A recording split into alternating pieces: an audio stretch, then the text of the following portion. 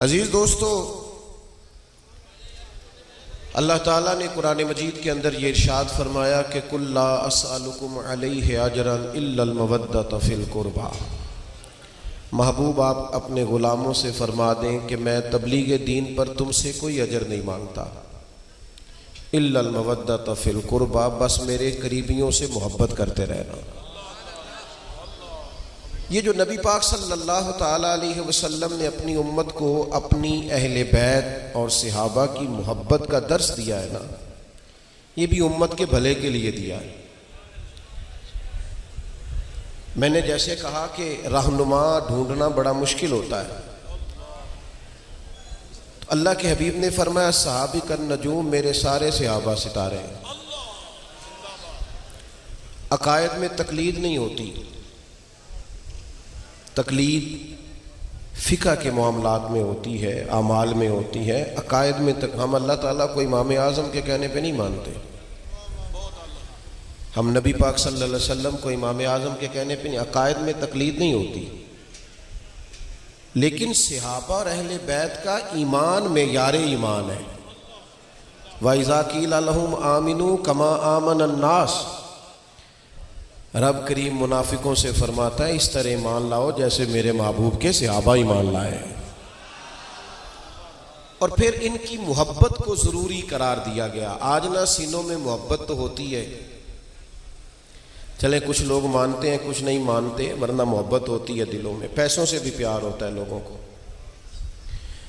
منیا جنا بندے منتے نہیں ہے گل، تسی بھی نہ منیا جی، نہ ہسیا جی، شک پیندا ہے۔ پھر لوگوں کو پیسوں سے بھی پیار ہوتا ہے، آپ کا نہیں مجھے پتا، لیکن چند ایسے لوگوں کو میں جانتا ہوں کہ ان کی جیب میں پیسے ہوں تو ان کی طبیعت بھی ٹھیک رہتی ہے، ورنہ اگر پیسے نہ ہوں تو ہلکے ہلکے بیمار سے محسوس ہوتے ہیں۔ ہوتا ہے لوگوں کو پیسوں سے پیار، خوشامد سے بھی پیار ہوتا ہے۔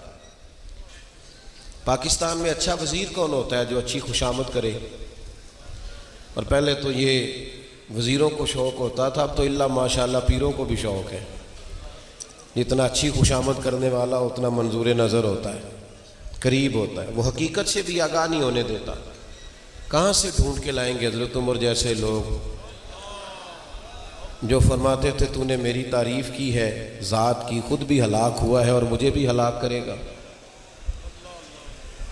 تو خوشامد سے بھی پیار ہوتا ہے لوگوں کو شہرت سے بھی محبت ہوتی ہے۔ جب دل ہے اور اس میں دھڑکن ہے تو پھر کہیں نہ کہیں کچھ نہ کچھ پیار تو ہوگا، لیکن اگر اس پیار کو صحیح رستہ دے دیں گے تو پھر یہ پیار اللہ رسول سے ہو جائے گا، پھر صحیح رستہ مل جائے گا۔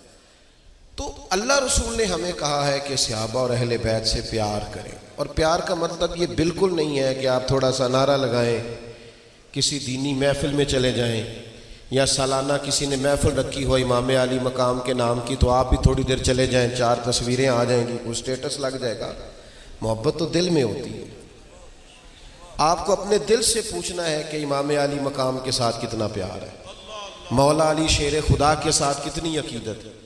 ہم نے ایسے لوگ بھی دیکھے کہ سرکار کی اولاد کا نام آیا تو ان کی آنکھوں میں آنسو آ گئے، نام آنے پر ان کا وجود تڑپ گیا۔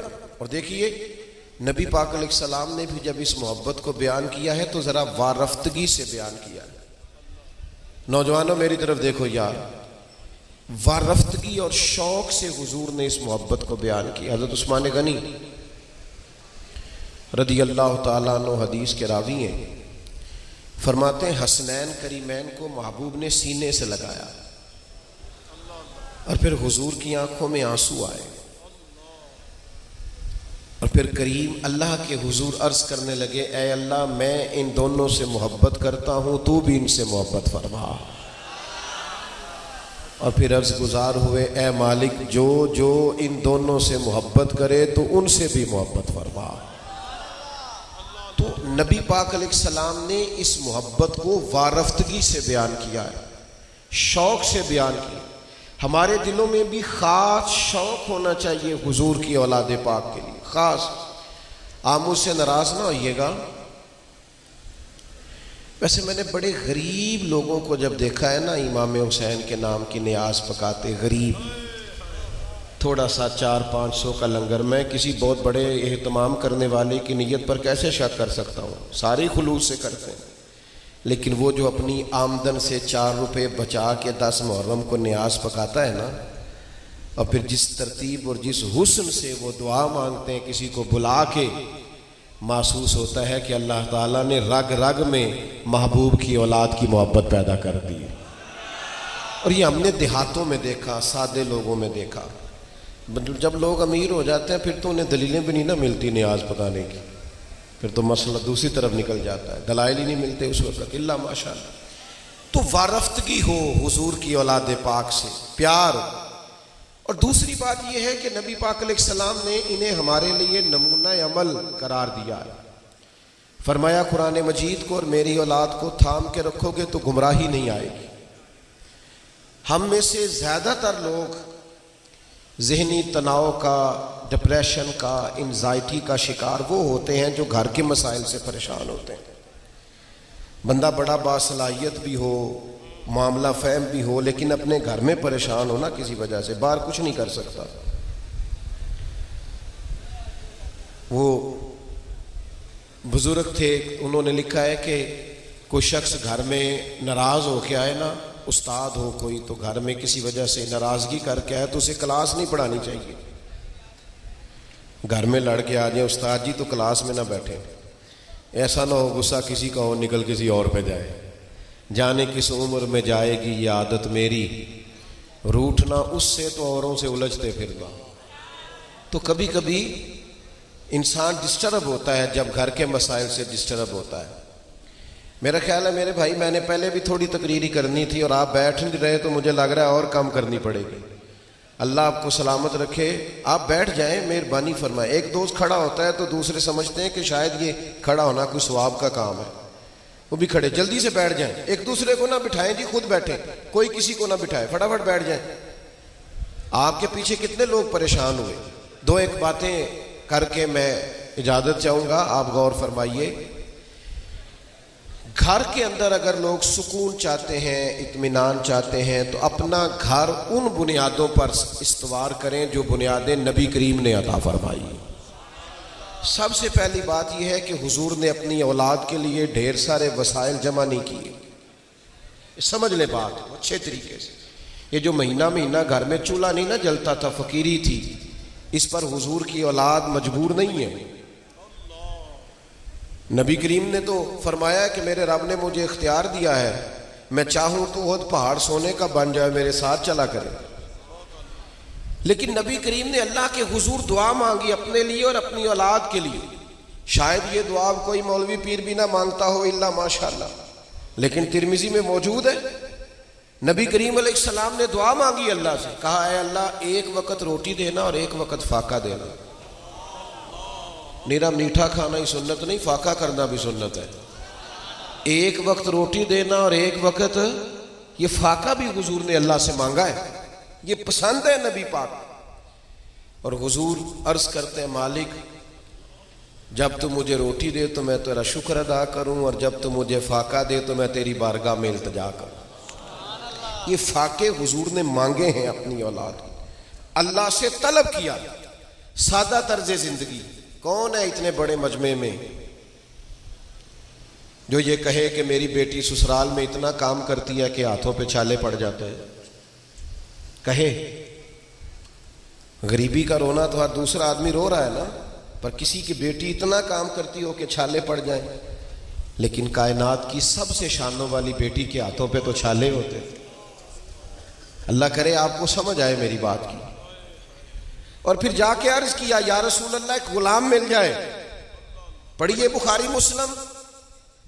تو کائنات کو بانٹنے والے محبوب نے کہا فاطمہ 33 بار سبحان اللہ پڑھا کرے، 33 بار الحمدللہ اور 34 بار اللہ اکبر پڑھا کریں، جب بھی پڑھیں گی غلام آزاد کرنے کا ثواب ملے گا۔ لیکن چکی انہوں نے خود ہی پیسی ہے، آٹا انہوں نے خود ہی گوندا ہے۔ او بھائی، ایک تو سادہ طرز زندگی، پھر جد و جہد کا مزاج، کوشش، کاوش۔ وہ لوگ انقلاب لائیں گے جن کی گاڑیوں کے دروازے بھی کوئی اور بند کرتا ہے۔ وہ لوگ انقلاب لائیں گے جو چند گھڑیاں دھوپ میں کھڑے نہیں ہو سکتے۔ ایک دوست نے مجھے فون کیا ایک دفعہ، کہنے لگے مولوی لوگ تقریر کر لیتے ہیں کہ 3 دن پانی بند رہا اور 3 دن کھانا بند رہا اور پھر بھی بڑی بہادری سے لڑے. کہنے لگے انسانی وجود میں نمکیات کی کمی ہو جاتی ہے.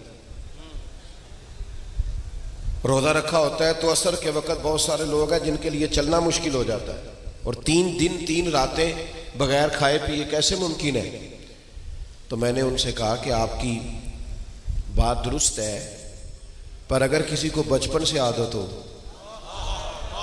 نہیں سمجھ آئی آپ کو، اگر کسی کو بچپن سے عادت ہو 3 دن بھوکا پیاسا رہنے کی، تو اس کے لیے کیا خیال ہے؟ کہنے لگے وہ کیسے؟ تو میں نے کہا پڑھیے نا امام راضی کو. امام راضی کہتے ہیں مولا علی شیر خدا اور سیدہ پاک نے روزہ رکھا تو حسنین کریمین کی عمریں تھیں 7 اور 8 سال کے درمیان. دونوں شہزادوں نے عرض کی ابا جی ہم نے بھی روزہ رکھنا ہے. 3 دن روزہ رکھا تو تھوڑے سے جوں لائے مولا علی، 2-3 روٹیاں بنی، لیکن عین افطار کے وقت دروازے پہ فقیر آ گیا، اٹھا کے اسے دے دیا. دوسرے دن پھر روزہ رکھا، پھر فقیر آ گیا، پھر اسے دے دی. تیسرے دن پھر رکھا، پھر مسکین آ گیا، اسے دے دیا. اور میں نے کہا جن کی ماں نے 7 سال کی عمر میں ٹریننگ کرائی تھی نا 3 دن روزے رکھنے اور صرف کھجور پانی پہ گزارا کرنا، ان کو پھر 50-54 سال کی عمر میں کربلا سجانی پڑی ہے تو ان کے لیے مشکل کوئی نہیں پیش آئی. ویسے تو اس کا روحانی جواب بھی ہے کہ تیری نسل پاک میں ہے بچہ بچہ نور کا، تو ہے عین نور تیرا سب گھرانہ. آج کل لوگ فخر سے سناتے ہیں، کہتے ہیں جی وہ گھر میں کوئی کھانا نہیں پکا ہوا تھا مرضی کا تو بچے نے موبائل توڑ دیا ہے. تو یہ کوئی کمال کی بات ہے؟ یہ صبر کیسے کرے گا؟ زندگی کی مشکلات سے کیسے گزرے گا؟ وہ جی کھانا پسند کا نہیں پکا، آج اس نے لڑائی کی ہے، آپ نے صبر کرنا ہی نہیں سکھایا، بچے کو مشقت ہی نہیں سکھائی. میں نے لاڈلا رکھا ہوا، آپ نے لاڈلا کہہ کے تباہ کر دی، اس کی صلاحیتیں ختم ہو گئی، کسی کام لائق نہیں رہا. ان کو جد و جہد کرنا سکھائیں، محنت کرنا سکھائیں، مشقت کی دنیا میں لائیں. یہ مشکلات سنوارتی ہیں انسان کو، یہ اس کو جینا سکھاتی ہے. لقد خلقنا الانسان فی کبد، رب فرماتا ہے میں نے انسان کو مشقت میں رہتا ہوا پیدا کیا. یہ سہولیات کے عادی لوگ کسی میدان میں کھڑے نہیں ہو پاتے. اپنی اقبال کہتے ہیں لہو مجھ کو رلاتی ہے جوانوں کی تان آسانی. تو اہل بیت نبوت کا جو اسوہ ہے وہ تو سادگی ہے، وہ تو جد و جہد ہے، وہ تو مسلسل کاوش ہے. علماء نے لکھا ہے 100 کے قریب آیات ہیں قرآن مجید میں، بعض نے 70 کہا، بعض نے کہا 100 کے قریب، جو صبر کی بات کرتی ہیں. اللہ تو مہنگے مہنگے موبائل دے، آمین تے آکھیا جی. کدی کدی اتوں نظرہ چکنیاں بھی چاہیے نے، اور بھی غم ہے زمانے میں محبت کے سوا، تو کسی اور طرف بھی کبھی غور کرنا چاہیے. کیا خیال ہے آپ کا؟ 100 کے قریب آیات ہیں جو صبر کی بات کرتی ہیں، اور 500 کے قریب احادیث اور آثار ہیں جن میں نبی پاک علیہ السلام نے صبر کی بات بیان فرمائی. اور ان ساری آیات اور احادیث کو جمع کر کے حضرت مولا علی شیر خدا فرماتے ہیں جو انسانی جسم میں سر کا مقام ہے نا وہی دین میں صبر کا مقام ہے. آپ آج تلاش کر لیں ہماری سوسائٹی میں جو چیز ڈھونڈنے سے نہیں ملتی وہ صبر ہے. تھوڑا سا نا حوصلہ پیدا کریں، مزاج بردباری والا ہو، تحمل. وہ بعض لوگ کہتے ہیں مجھ سے غلط بات برداشت نہیں ہوتی، تو سوال یہ ہے کہ صحیح بات کو بھی برداشت کرنا پڑتا ہے؟ برداشت کرنے والی کون سی بات ہوتی ہے جو آپ کی طبیعت کے مطابق نہ ہو؟ اور نبی پاک علیہ السلام نے فرمایا میں اسے پہلوان کہتا ہوں جو غصے کے وقت اپنے آپ کو کنٹرول میں رکھے. تو صبر تھوڑا سا اپنی زندگی میں لائیں، حوصلہ لائیں. پھر بڑی جلدی لوگ بلیک میل ہوتے ہیں، بڑی جلدی. اب تو ذرا سا بھی لوگ جھیل نہیں پاتے، 1 منٹ سے پہلے ہر چیز جو ہے وہ لوگ پیش کر دیتے ہیں، ذرا بھی کھڑے نہیں ہو پاتے. جتنی چیزیں انسان کو کمزور کرتی ہیں نا وہ ساری کربلا میں موجود تھی. وطن بھی نہیں تھا، بچوں کا ساتھ بھی تھا، بھوک پیاس بھی تھی، ساری آزمائشیں تھیں. اور وہ کوثر نیازی نے کہا تھا باپ کا جنازہ اٹھانا پھر بھی کسی حد تک آسان ہوتا ہے، دعا کرنا کسی کو بیٹے کا جنازہ نہ اٹھانا پڑ جائے، کمر ٹوٹ جاتی ہے۔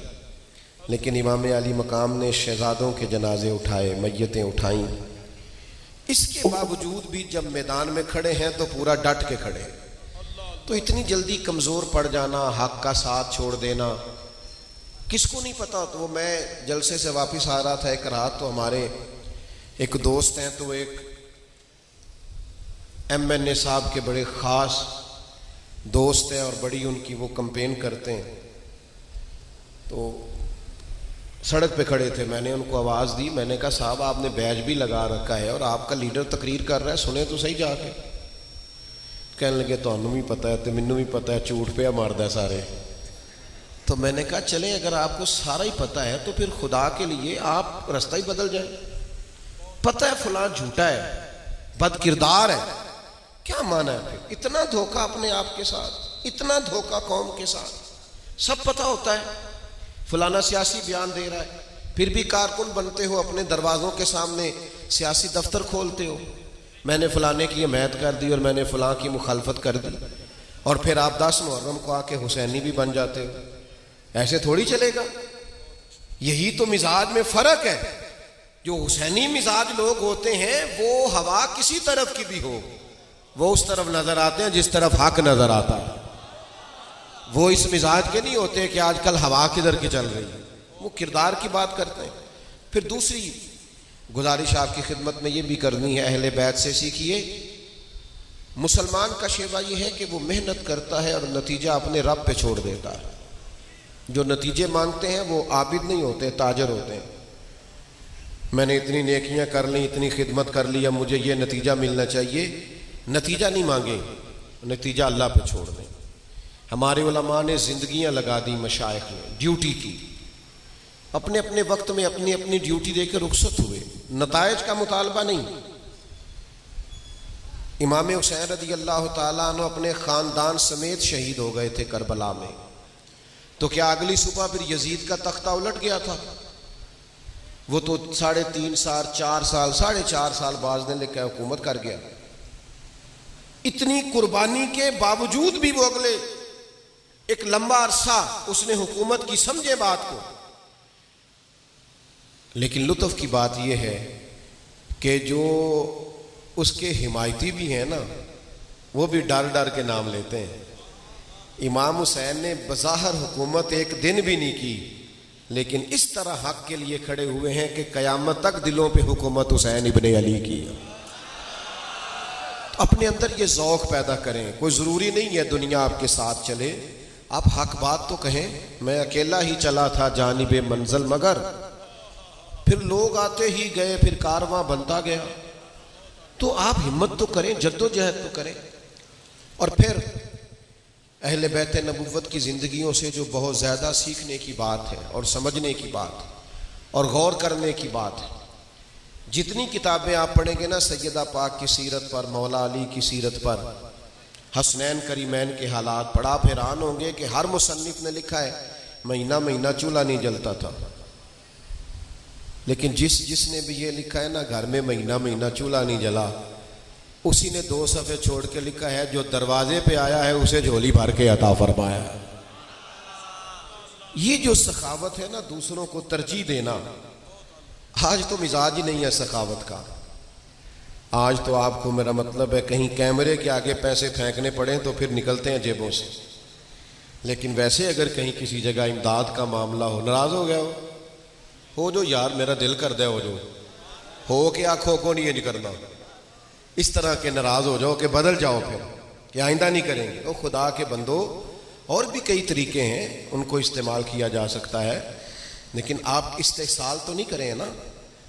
آپ اس شخص کو جو مجمع میں کھڑا ہے اور جس بیچارے نے بچوں کی فیس نہیں دے پایا اور بچے چھڑوا لیے، وہ کیا سوچتا ہے نوٹوں کی ریم جھم میں کہ یہ میرے ساتھ کیا ہو رہا ہے اور یہ یہاں کیا لذت پیدا کی جا رہی۔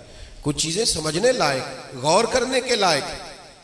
تو اہل بیت نبوت سے یہ بھی سیکھیں اپنی زندگی کے اندر، آپ اس بات پر غور کریں اور توجہ دیں کہ ہم نے حضور کی اولاد پاک سے یہ ساری چیزیں سیکھنی، اور سیکھ کر پھر ان پر عمل کرنا اور اپنی زندگی کو سنوارنا ہے۔ آخری بات کرتا ہوں، 9-10 محرم کی درمیانی رات تھی، عمر ابن سعد امام علی مقام رضی اللہ تعالیٰ عنہ کی خدمت میں حاضر ہوا۔ اس نے کہا حسین دو ہی باتیں ہیں، یا آپ جنگ کریں گے یا بیعت کریں گے؟ تو امام نے فرمایا سبحان اللہ۔ حضرت عباس اس کے جانے کے بعد حاضر بارگاہ ہوئے، عرض کرنے لگے کہ بھائی جان آپ نے فیصلہ جو صبح کرنا ہے مجھے ابھی سے پتہ ہے۔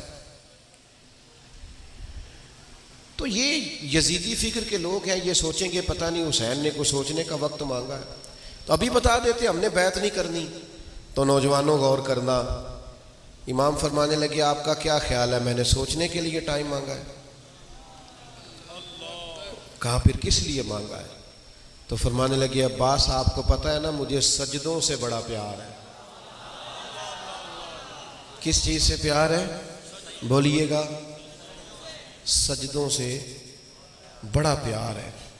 تو ایک رات رہ گئی ہے، میرا دل کرتا ہے میں جی بھر کے اپنے رب کو سجدہ کروں۔ حضرت شیخ شہاب الدین سہروردی رحمۃ اللہ علیہ کی خدمت میں نا مرید آئے بیٹھے ہوتے تھے، شاگرد آئے بیٹھے ہوتے تھے، تو 5 منٹ کا ٹائم ان سے اجازت لیتے اور جا کے 2 نفلوں کی نیت باندھ لیتے۔ تو بعض لوگ اس بات پر شکوہ کرتے، تشریف رکھیں جی اللہ سلامت رکھ، شکوہ کرتے کہ حضرت لوگ آئے بیٹھے ہیں اور آپ نے نفلوں کی نیت باندھ دی ہے۔